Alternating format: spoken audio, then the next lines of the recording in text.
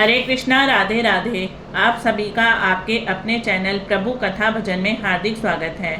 आज इस वीडियो में मैं आप सभी को श्रावण महात्म का 14वां अध्याय सुनाऊंगी। श्री सदाशिव ने श्री सनत कुमार से कहा, हे महामुने, श्रावण मास के शुक्ल पक्ष की पंचमी तिथि को जो कुछ करना चाहिए उसके संबंध में बतलाऊंगा। ध्यान पूर्वक सुनो। साधक को चाहिए कि वह चतुर्थी को केवल एक बार भोजन करे और पंचमी वाले दिन उसे सोने अथवा चांदी का नाग निर्माण कराना चाहिए और नक्त व्रत करना चाहिए। नक्त व्रत रखकर उसे काठ या मिट्टी का 5 फनों वाला नाग बढ़ई अथवा कुमार से बनवाना चाहिए तथा भक्ति द्वारा उसका अर्चन करना चाहिए।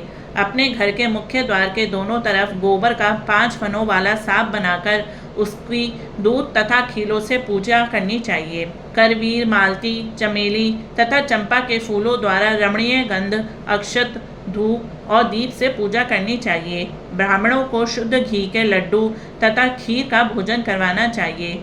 अनंत, वासुकी, शेष, पद्मनाभ, कंबल, करकोटक, अश्वधृतराष्ट्र, शंखपाल, कालिये तथा तक्षक इन नागों के कुलाधीप को हल्दी व चंदन से दीवार पर अंकित करना चाहिए तथा नाग माता कद्रू को भी अंकित करके फूल आदि से पूजा करनी चाहिए।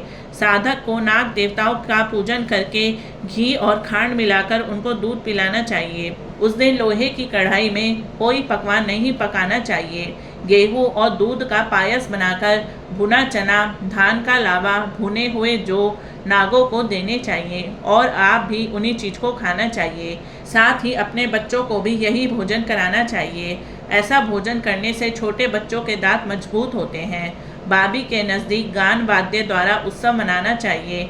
स्त्रियों को भी श्रृंगार करके उत्सव मनाना चाहिए। ऐसा करने वाले मनुष्य को जीवन भर कभी सांप का भय नहीं होता।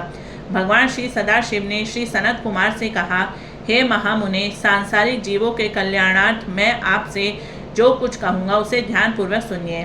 सांप के दर्शन मात्र से मनुष्य की अधोगति होती है। सांप हमेशा तमोगणी होता है, इसमें संशय नहीं है। पूर्व विधि द्वारा एक भुक्त आदि का नियम कर ब्राह्मणों के सहित प्रेम से नाग बनाकर पूजा करनी चाहिए। इस तरह 12 मासों की शुक्ल पक्ष पंचमी के दिन व्रत करना चाहिए।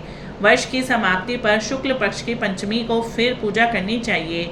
नागों के भोजन के उद्देश्य से साधु और संतों तथा ब्राह्मणों को भोजन करवा देना चाहिए। इतिहासविद को रत्न विभूषित सोने का नाग देना चाहिए। सामग्री सहित सबत्सा गोदान देते समय नारायण विभु का स्मरण करें। नारायण जो कि सब जगह व्यापक हैं, सब वस्तुओं को देने वाले हैं, अनंत हैं और अपराजित हैं, उनको याद करके साधक को यह कहना चाहिए, हे गोविंद, मेरे वंश में हमारे पूर्व पुरुषों में से जो भी सांप के डसने से अधोगति को प्राप्त हो गए हैं वह इस व्रत से तथा दान से मुक्ति को प्राप्त हो। इस तरह कहकर सफ़ेद चंदन युक्त चावल के पानी को भक्ति से वासुदेव के लिए जल में छोड़ देना चाहिए। इस प्रकार करने से यानी व्रत, पूजा और दान करने से जो जीव साधक के वंश में मर गए होंगे या सांप के काटने से भविष्य में मरने वाले होंगे, हे महामुने, वे सब के सब सर्प योनि से मुक्त होकर स्वर्ग लोक में चले जाएंगे।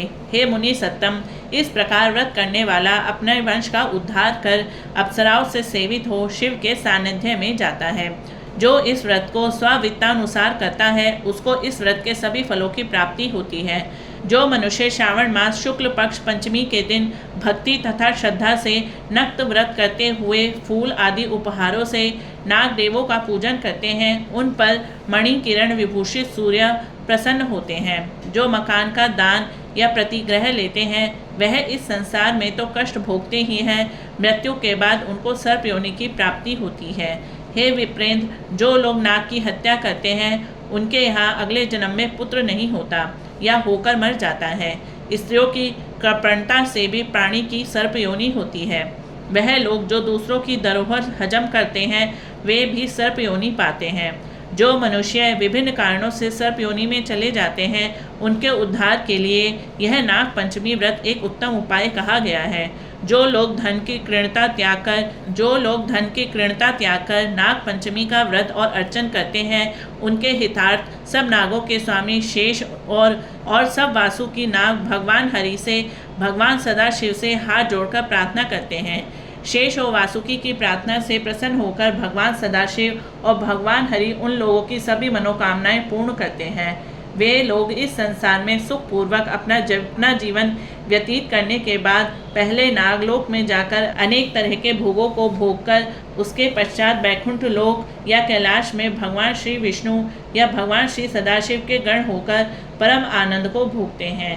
हे विप्रेंद्र, आपके सामने मैंने यह नागों का नाग पंचमी व्रत कहा है। अब आप और क्या सुनना चाहते हैं, कहिए। इति श्री 14वां अध्याय समाप्तम।